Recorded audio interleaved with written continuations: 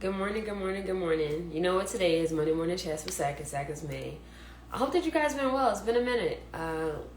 Memorial Day, I did not do Monday Morning Chat. So I want to just give you like a recap of things I wanted to discuss and then also things I wanted to discuss today. And so for Memorial Day weekend, I was in my best friend's wedding. I was a maid of honor and it was amazing. Like that whole entire week was great. And even if I decided to do a video on Monday, I would not have the energy. Like that week was lit. We had so much fun. It was so much fun. But this past week was fun too. I got a chance to celebrate my uncle's 60th birthday party. It was a big party. We had, honestly, it was probably like over 100 people that attended the party. It was just great. I mean, we had, if you were over 60, then we had like a walker race. So you had to hold a walker and run as fast as you can. But we had all type of like things, and family from all over came to Maryland to celebrate with him. And it was just great. It was just amazing. Prior to the birthday party, I decided to do self-care, and I went to the spa. I got an hour and a half massage and a facial. It's a spa named Still in Alexandria, Virginia. It's Black owned, and it is amazing. So now I'm just trying to figure out when I'm going to go back. I purchased this exfoliate that one of the co-owners makes, and it's amazing. Like, it allows my skin to glow. And I just look forward to going to that spot again, even though it's some distance from my house, but it's well worth it. So if you are in the DMV area, definitely check out Still. It's exactly how the spelling is exactly how it sounds. Still, Still. They are amazing, like simply amazing. I just felt so relaxed and just ready to just start like that day. So yeah, definitely check them out if you're in the area, or if you are not in the area, definitely make sure you try to like do something for you. Like, your body will appreciate that. Do something for you, whatever that may be, whether it's going to your favorite store, going to your favorite restaurant. But I like relaxation things. Like, I like to relax. So what do I want to talk about today? So a lot of things happened within the last 2 weeks, right? And the first thing I want to talk about is, how do you deal with microaggression, right? How do you do it? So for those that don't know, microaggression,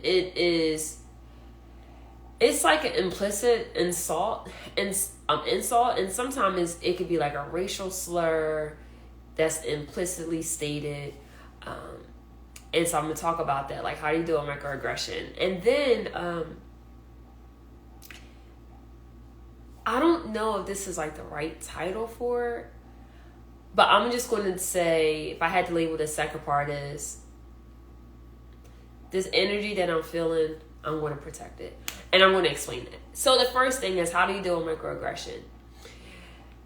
When I went to Cambridge, Maryland, for community service last month, it was great. It was a week before Memorial Day. It was great. But I experienced some microaggression statements that was said to me. And I'm like, how do you deal with this?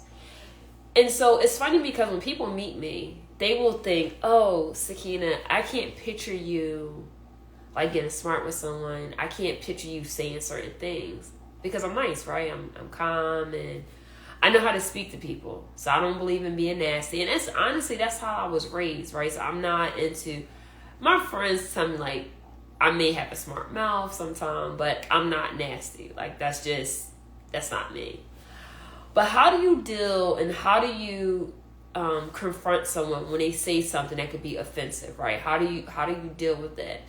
And the one thing that I've learned, this is even before I decided to go to therapy, is never speak to someone when you're angry, because you never know the things that can come out of frustration. So I've learned to just, if I'm upset about something or I'm heated about something, I've learned to calm down, like just calm down, get my emotions in line with my mind, so that way I'm able to speak where I'm actually thinking before I speak instead of just saying things that just coming out my mouth without thinking about it, right? And so when I went to Cambridge, Maryland, there was a few things that was said, and I had to process it. Like, did this person just say this to me? Did this person say this to me? And usually, like, if I'm about to have a tough conversation with someone, the first thing I do is pray. I pray about it and say, God, you know, I this needs to be said. I just want to make sure the right words are being said. And so I'm just asking you to facilitate this conversation. Let my words be your words, because I don't want to pop off, right? And so I pray that to God. Like, I really say that and say, God, I need you to get me through this tough conversation. And I hope that the solution, like, I know whenever you're having a difficult conversation with someone, I think you need to have an end goal. Like, are you just saying this so you need to hear yourself talk? Or are you saying this because you're trying to teach this person something and maybe they're not aware of their action? Like, I think, in my opinion, like, what is the end goal of it? And the end goal for me was to acknowledge something that someone said and make them aware about it. Because sometimes people don't know the things that they may say. They don't know, right? So I prayed about it. I talked to one of my accountability partners and I was like, hey, can you pray for me? So she was sending me like scriptures like to read before I had this conversation. And then I talked to one of my colleagues and I was like, you know, how do you deal with microaggression being a Black woman in academia, being a Black lawyer? Like, how do you deal with that? And she told me, she said, one, they don't come from me. She's like, they don't come from me, sis. That's exactly what she said. And she said, because I will check them every single time. And the thing that she said, she was like, never let somebody play you small. And I think that kind of tie into like the next thing I'm going to talk about.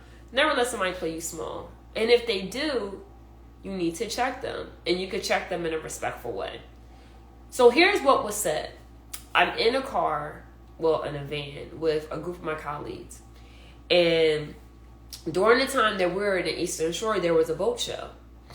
And I was like, oh, wow, like, that's really cool. And I didn't know, like, different boat show, you can win a lot of money for, if you are entering a boat show. Like, I didn't know. And so one of my colleagues said, hey, you know, boat shows are a big deal. You can win a lot of money. And I was like, I wonder how much you have to pay to enter your boat into these shows. Like, I never participated in boat shows. Another colleague, another person that was doing community service with us, made a comment and said, well, you need a boat in order to enter the show. And I'm in the backseat with another colleague who happens to be Black. The person that made the statement was white. And I'm just thinking, like, okay, should I check this lady now or should I wait? And so I'm just listening and I'm like, you know, I'm just processing everything. Like, I know she didn't say this. This lady don't even know me. Don't even know anything about my upbringing. And then we went to a restaurant. It was very crowded in the restaurant. And I was like, Dad, there's a lot of people here. And when we were seated, to my left and to her right, there was another table. And there was nothing but Black folks there. Black females, to be exact. And she made a comment saying, I don't know why the restaurant's so crowded. And she pointed to the table that was to my left, to her right, and said, I don't even think they're here for a boat show. They don't even look like they own a boat. So I don't even think they will be here for a boat show. And I'm listening like, okay, this doesn't, I don't know where she's going at with this. And we were talking about like tax preparation, and she was telling me like, well, the software doesn't print out names if it's married filing separately. And I'm like, yeah, it does. Both names are printed out. She's like, no, it doesn't. I said, it does. I said, do you have the return in front of you? And she gave me the return. I just pointed to it. I was like, that's where it's at. Because that was Sunday. Now I'm just getting irritated. Like, you know what? This lady has said so many things Saturday that Sunday I'm just like, yeah, let me just show her so I can shut her up. So that was Sunday. So the incidents happened Saturday. Sunday was the incident about the tax return. So Monday, I prayed. I talked to my colleague, my accountability partner. Pretty much was sending me scriptures like, hey, read these. Make sure these is in your spirit, in your soul before you had this conversation. And so sent the email like, hey, such and such. Hey, great time, getting a chance to know you and getting a chance to do community service with you. Great time. Can we talk? There are some things I want to run by you that happened during community service. So I called her and I was like, you know what? It's important to be clear. It's important to be direct. And it's important to get straight to the point. And my feelings wasn't involved. Like, I wasn't emotional about it. I just wanted to be very clear and direct with this lady. And the first thing I said was, hey, I told her how everything went well. Then I went into, okay, these are the things that went left. And the first thing I said was like, hey, I just want you to know, I'm not sure if you are aware of this, but you made a comment about the boat show when we were in your vehicle. And you made this comment about I asked a question about a boat show and how that was interesting to me. You made a comment that in order for me to participate in a boat show, you need a boat. I said, what was your, I want to understand your thought process. Like I told her, I said, do you care to explain your thought process and what made you say that? Because I'm very curious. She was like, oh, I don't remember saying that. I said, well, let me refresh in your memory. You did say that. And you said that when I explained when she said it. And I said, I'm very curious. And I said, I'm curious because I'm not sure if you're assuming that I don't have a boat.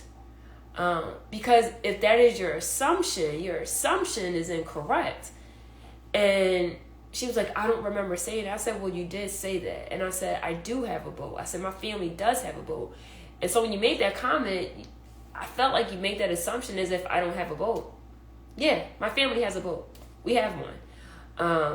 And I said, too, when we went to the restaurant, you made a comment about the table to the left of me, to the right of you, about you questioning whether or not they're here for a boat show. And I said, what's your thought process behind that? And she was like, they just don't look like they're here for a boat show. I said, why?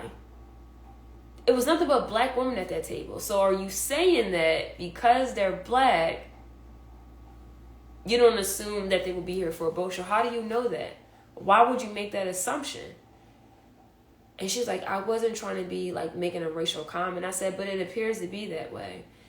And I said, she was like, and I'm sorry if I hurt your feelings. I said, no, it's not about hurting my feelings. But I just want you to be clear on what you're saying and just don't make assumptions. And it just really caught her off guard.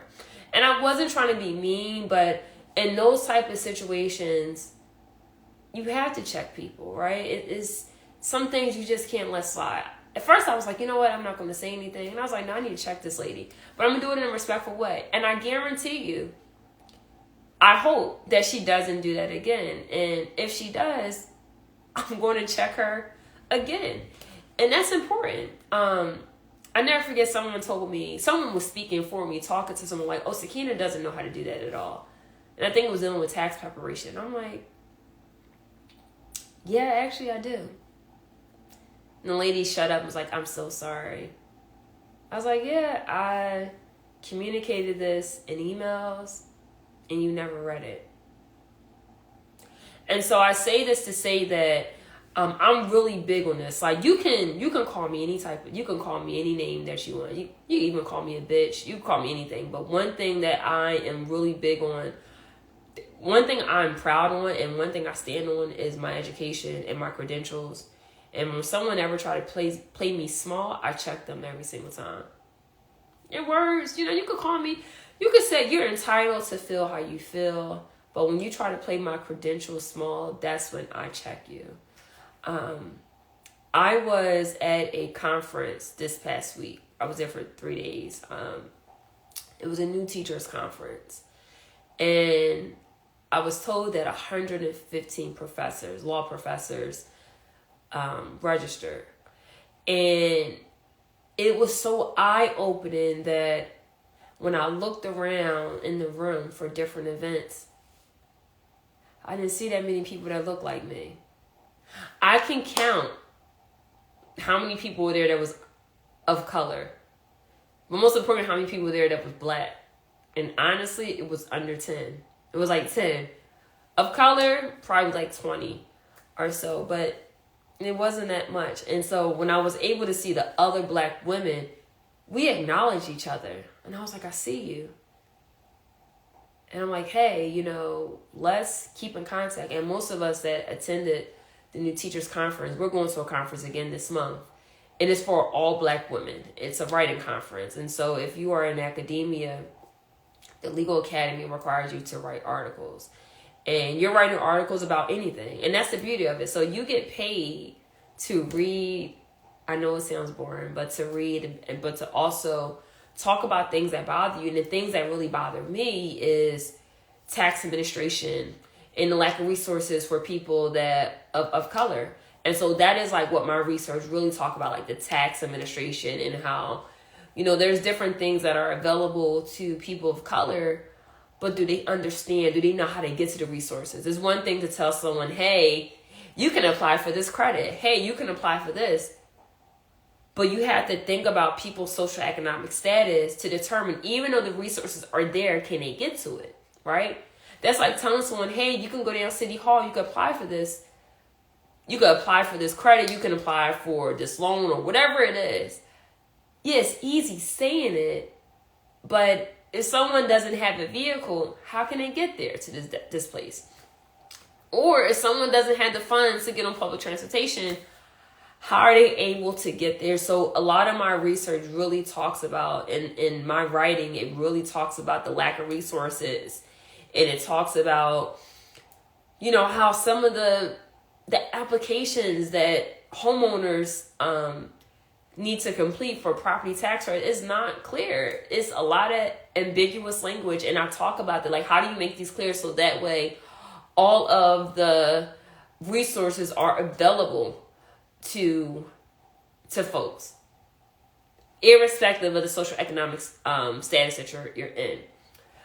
But it was great to see black professors, and someone made a comment that microaggression makes it very difficult to check, but when you know how to articulate your feelings in an appropriate nature of their comments, I think that it's very hard to check because you don't want to come off as being abrasive. Like, you want to make sure that you're able to articulate it in a way that they understand. And sometimes they may not understand.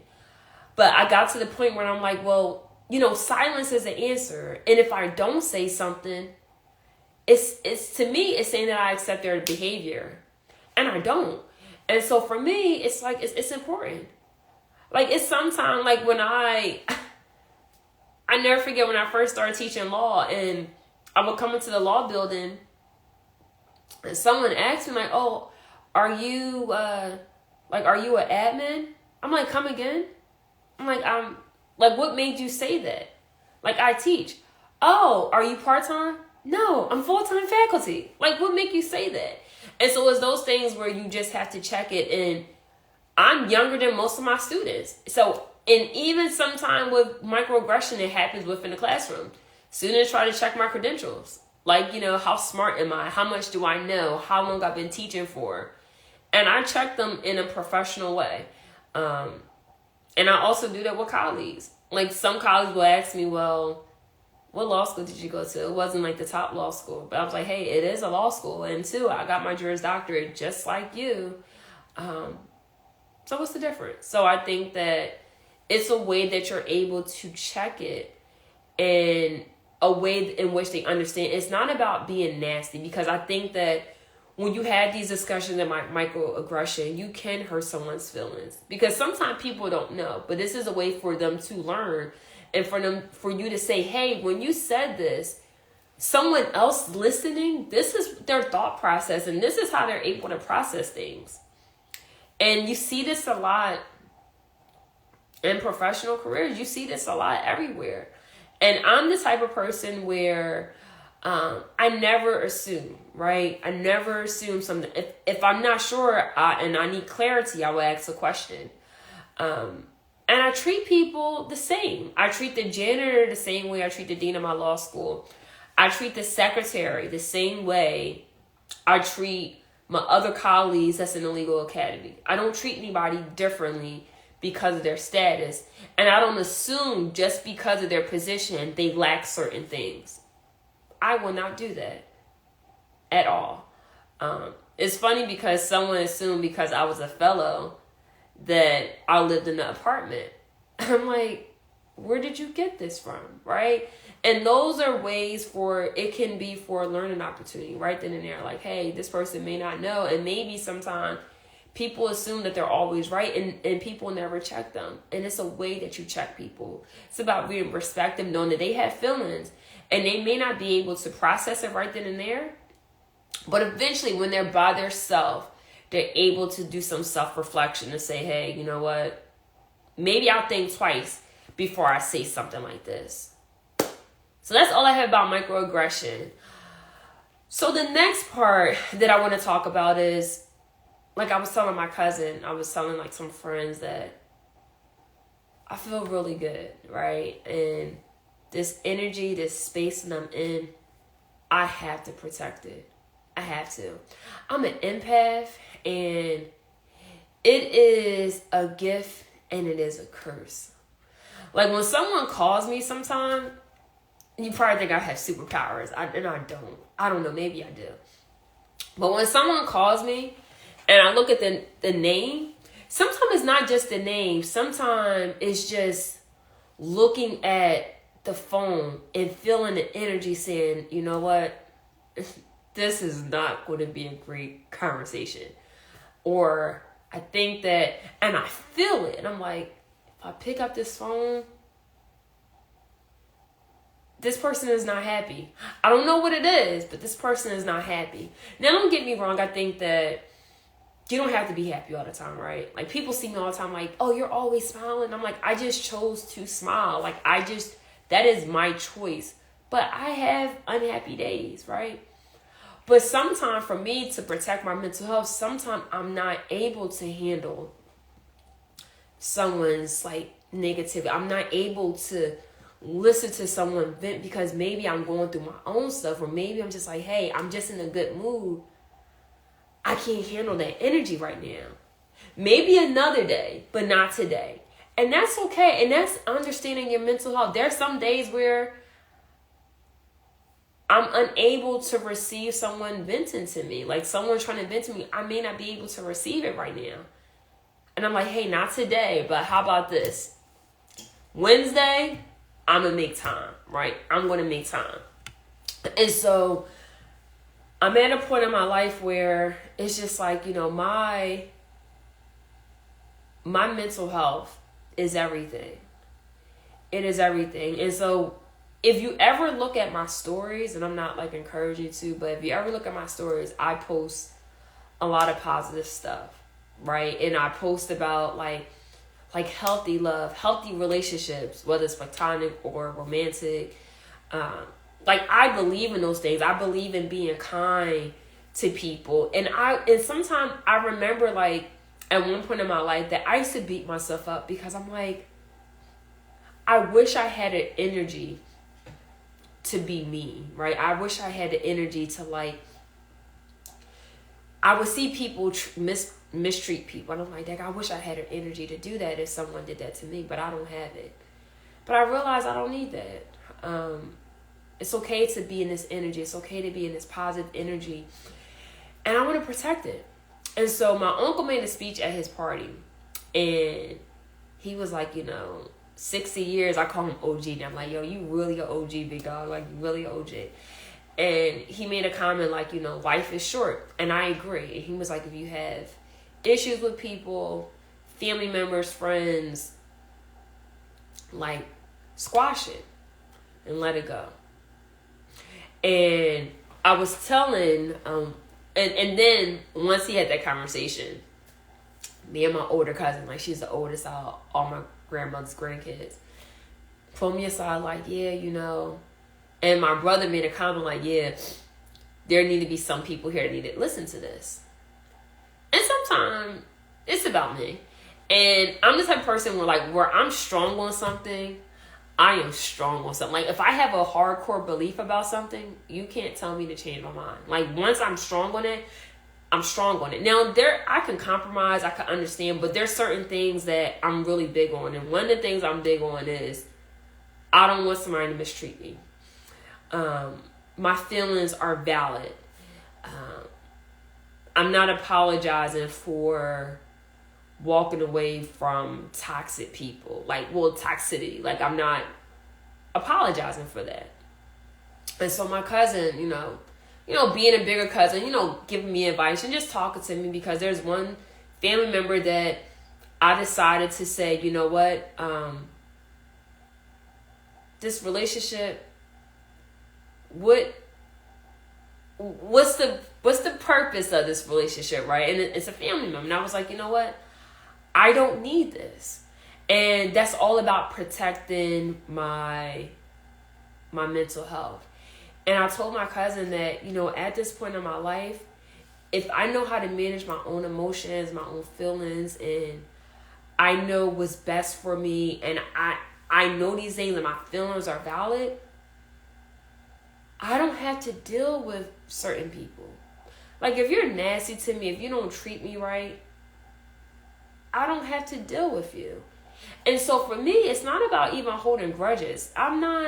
If there's someone that I haven't talked to in years, and maybe they hurt me in some type of way, I will still say hi to them. Like, hey, how's it going? Like, I hope you're well. Like, if we're in passing, hey, it's all good.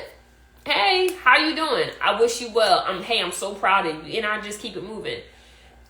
But for you to be back in my space again, I have to ask myself, well, what is the purpose of them back in my space again? Don't get me wrong, I forgive and I know how to let things go. I'm not going to hold a grudge. I don't hold grudges. I forgive, right? Why hold a grudge when I can forgive you? But when I forgive you, it doesn't mean that, hey, you have to enter my life again. And so I tell my family that, hey, I don't hold grudges. I just learned not to deal with certain things because I don't have to. If you're nasty, right? If you mistreat people, and if you mistreated people, do they really have to accept you back in their life? No. And sometimes I think people are not aware of their own actions. They just assume that, hey, this is just me. This is just how I am. And I told a colleague of mine, and he made a comment like, as you get older, you start to become stuck in your ways. And for me, I read articles about communication and healthy relationships and what that looks like. And when he made the comment about, well, the older you get stuck in your ways and you are reluctant to change. And I said, I agree. However, it can set a person back. Because when you are stuck in your ways, you're not open for changes. Sometimes it's the change that you need to become a better person. I don't care if you're 35. I don't care if you're 40. I don't care if you're 45, 50, 60. The list continues. It's always room for improvement. There's always room to be a better person. And if you're so closed-minded and you're so stuck in your own way, sometimes you're in your own way for your own growth. And so I said, yeah, there's some things that I'm big on, like religion. I'm a Christian. I don't see myself converting to something else. That is something I'm big on. And I'm not changing that, right? Like, I haven't had beef or pork in over 20 years. I don't want to kill myself by eating a steak. I'm not changing it. How I look at the world about different things. I'm open to see listen to other people's opinion. I'm open to that. That's something I'm willing to change. If you tell me like, hey, there's a different facial regimen, like different facial stuff that you should use, I'm open to that. Or if I'm so used to doing things one way, like how I manage my house or how I manage my finances, I'm open to hear someone else's opinion about that. They may have some tools in their toolbox that I don't have. I'm open to those things. But I told my cousin, I said, you get to the point in your life where you realize that, hey, you don't have to apologize for your feelings. You don't have to apologize and say, you know what, this person is a fucked up individual. Like, you don't have to apologize for that. And the one thing I told my cousin as we were conversing and we were talking about, your mental health and not accepting toxicity, like talking about these important things when it comes to family members, parents. Like I even tell my parents, like I had to tell my dad about himself. Like, hey dad, like, hey, I don't appreciate when you do this. When you do this is how you make me feel, or this is how you make other people feel. Like I had those conversations with my parents and say, hey, even though you're my parent, it doesn't mean that you're right all the time. And I'm telling you that, I'm not saying that I'm right, but I'm telling you, hey, when you do this is how it makes me feel. But as we were conversing and we were talking about different things about our mental health and just being in a good energy space and how you want to protect it and protect your peace and knowing what you will allow and what you would not allow, I told my cousin this. I said, I can show someone how to treat me, right? If you're a friend, if we're in a relationship, whatever, my colleagues, I will show you how to treat me. I will show you that with my actions. I will show you that because I'm going to treat you how I want to be treated, but also I will treat you how you want to be treated, because what may be big to me may be small to you. And so just really understanding people, right? Just really paying attention. And I tell people, even though I'm very observant when you meet me and I may not say a lot, I'm really just paying attention to who you are as a person. Knowing what you like, what you dislike. I pay attention to a lot of things that most people don't pay attention to. Like a lot of stuff. Like, hey, I realize that, like, I'm this person where if you're around me, I'll pay attention to things like, hey, I realize that when you talk about this, you're kind of silent on it. Like, are you okay? Or I can realize, like, hey, I noticed that you've been silent for a while. Is everything okay? Or if you meet somebody that's grieving, I give them their space and say, I'm about to go to the supermarket. Hey, I would like to pick you up dinner, but are you willing to accept it? Or if I know someone, like I never forget one time, a person that I was dating at the time, I could tell that he was going through some stuff at his job. And I was like, you know what? I know exactly what he's going to do.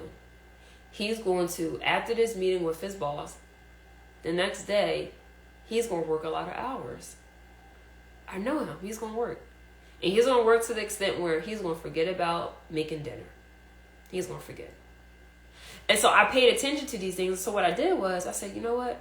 He's not going to tell me that bothered him. He's going to eventually come out and tell me. But he's not going to tell me that he's going to overwork. I just knew that's what he's going to do. So I said, you know what? And I was asking Marshall, like, hey, you going in the office today? Hey, have a great day. Oh, you're not work from home? Okay.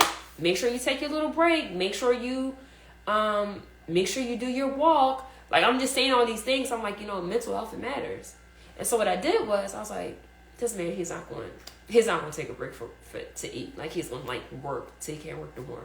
And so I sent him Grubhub. We were talking about this place that I went to get something to eat. I was like, yo, this food's so good. He was like, y'all never tried it? I was like, oh, you never tried it? I was like, it's so dope. And so I didn't even tell him. I just sent Grubhub to his house. And I was like, shit, my name is on the order. I was like, yeah. I was like, I don't want it to be stuck outside. And I was like, hey, can you, like, go outside for a second?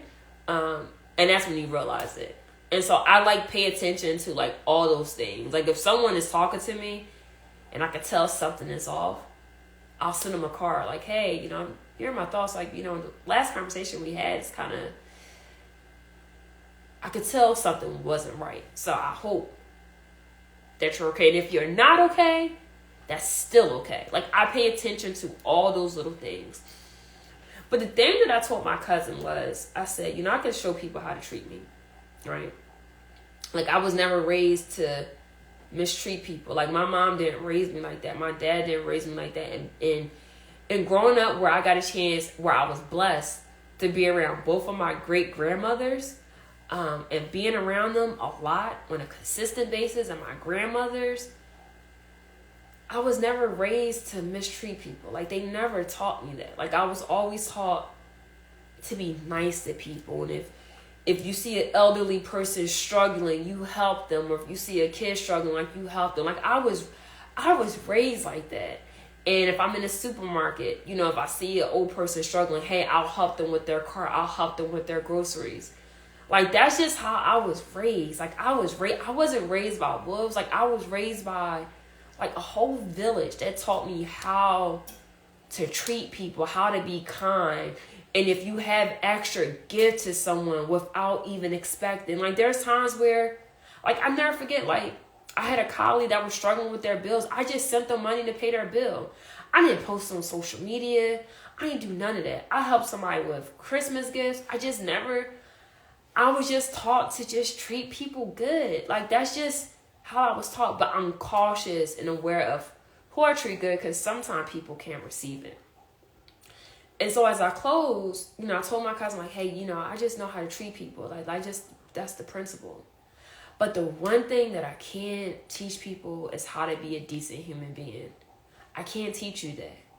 Like, I can't teach you to be kind to people. I can't teach you that. Like, that's something that is instilled in you at a young age. Like, I can't teach you that. I could teach you how to treat me, but I can't teach you how to be a decent human being. And there's some people that are just terrible at being decent human beings. I can't teach people that.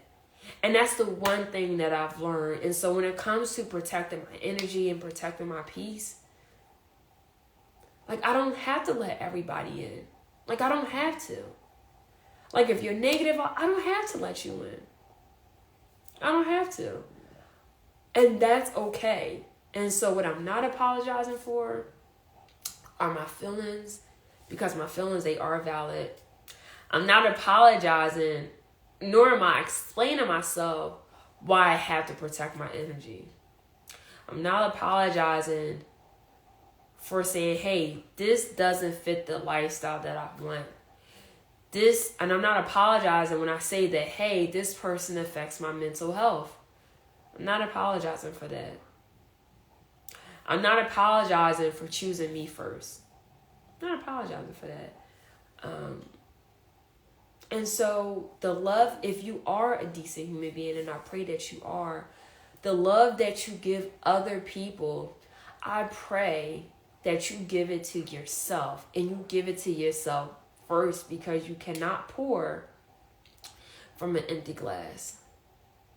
And so as I finish this, like, if you are in a good space, protect your energy. It's needed. You need it. Give yourself love on a consistent basis. Like, I'll tell you this. I love flowers, right? They're beautiful. And I love purple. And so, June 1st, I prayed and I said, you know what? This is going to be a great month. I said, this is going to be a great month. This is going to be an awesome month, right? And after my workout, like, I was like limping. I was like, damn, this workout is freaking crazy. After my workout, I went to Giants. I had to get some food for meal prep. And I said, what can I do to start this month off right? I went to Giants, and first of all, purple is my favorite color. It's my favorite color. I actually have one purple right now. All shades. Like, all shades. Lavender to dark, like, I love purple. And I was like, what can I do to start my month off right? And so when I got my food, all the healthy stuff, and it wasn't on sale, right? I got these flowers. These are beautiful. Got these June 1st. And they're so freaking beautiful. They're all different shades of flowers. And when I thought about it, I was like, what can I do to start my month off right? And then two, I said, what can I get to reflect my soul? I got flowers. I love purple. It's my favorite color. Why flowers? Because I love flowers. And two, they're delicate, just like me. And soft, just like me. But they grow. And it can last. But they grow if you water it. And that's what I do to my soul. That's why I read positive things all the time. That fills my soul. I have to read that. And I tell myself good things. And, you know, in this pot, I need to put some more water in there. But it came with plant food. And so what are you putting in your body? That's important. So I'm eating really healthy. I'm losing weight. I can't barely fit most of my clothes. But what are you putting in your body? Make sure it's good for your soul. But my flowers, they represent my soul. I'm soft, I'm delicate, but I grow. I grow. So I hope that this message resonated with you. I hope that it helped you, especially if you're dealing with conversation about microaggression and how do you approach it. And everyone had their own approach. My approach may not be the perfect way, it may not be the best way for you, but I hope that if you are dealing with it, I pray that you do approach it in a way that's suitable for you, and in a way that the person understands. I hope that you surround yourself with beautiful energy, whether it's beautiful souls, places, or things, because you deserve it. I do pray that June is a great month for you, great month for new beginnings. I pray that you smile more, and I just hope that you get the desires of your heart, whatever that may look like. Also, June is Pride Month. I am a proud ally. If you're gay, if you're lesbian, if you're bi, if you're trans, if you're queer, listen, I support you. I support you. And even though I am not one of those things, I believe that love is love, and someone should not dictate, no law should dictate who you should love. I have friends that are gay, and I will support them 122%. I have a sorority sister that's gay. I'm going to start wearing her shirt, and it talks about, like, pride. And I'm a proud ally. And I'm like, whatever I can do to support, I will. Like, I will go to the next Pride parade and have a rainbow flag and just say, hey, I'm here to support you guys. Because I believe in that. I believe in love is love. But I just hope that the rest of this day is great for you. I hope that this month is just everything that your heart desires. And it's Monday, and I want to get a shout out to all the dope men out there. If you are a man and you are listening to this, just know that you are amazing. I talked to my friends yesterday, about mental health for men. Like, it's okay to say that you're not okay. It's okay to say I'm suffering with depression, or I'm suffering with something. Like, that's okay. And if you're trying to vent to someone, especially a woman, and they shut you down, I know that has to hurt. But if you are my friend, right? You're my friend. And you're telling a woman, hey, this bothers me and this hurts me when someone does this. Like, if you're my really good friend and you're venting to a woman, and I have male friends, if you're venting to a woman and they shut you down and they make you feel small, you pick up the phone and call me and let me talk to her. Let me talk to her. It may not be a professional conversation, but let me talk to her, because that's not cool at all. So I just hope that you guys have a great day. Just an amazing day. I gotta call the IRS, and I have to respond to some emails, and I gotta make this healthy breakfast so I can stay in shape. But you guys have a great freaking day. Like, you are amazing, and you are so bomb, and you are so dope. And I just hope that you just never forget that, especially to my men, especially to my black men. Like, just don't forget that you are freaking amazing. Take care, guys.